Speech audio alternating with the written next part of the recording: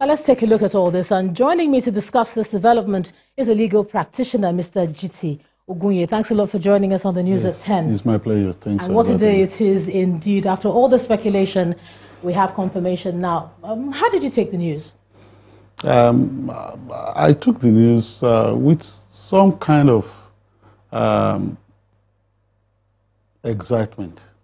Excitement? Yes, excited at the fact that perhaps in Nigeria where those in our public life, public officers cling to political offices, that perhaps all hopes are not lost yet.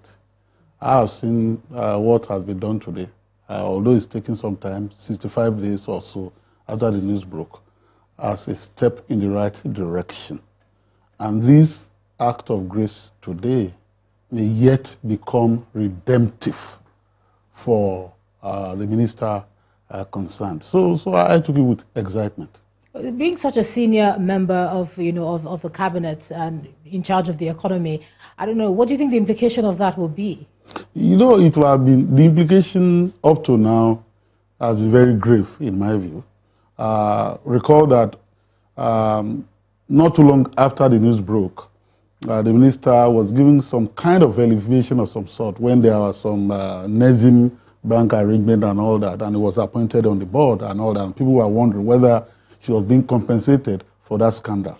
But now that she's resigned, I think that that implication has been lifted from the head of Nigeria, so to speak, and I think that she can claim that now she's earned the prefix Honorable Minister to her name by this singular action. Mm.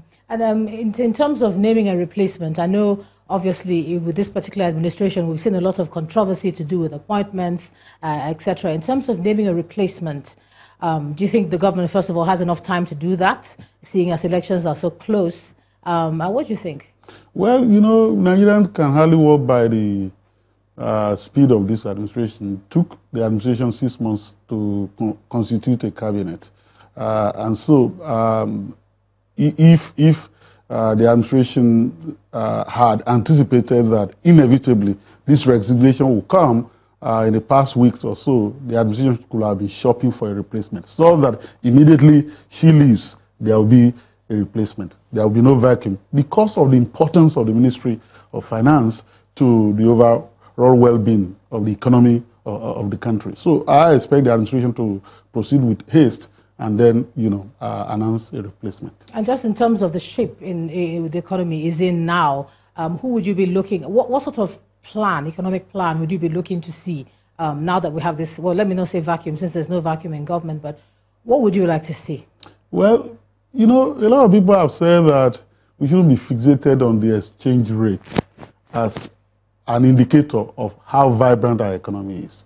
Well, this administration has not grown the economy in the direction that the people had expected. For example, before the administration came on the stream, we told that the exchange rate stability will be there and all that. And then, before we knew what was happening, it had gone haywire.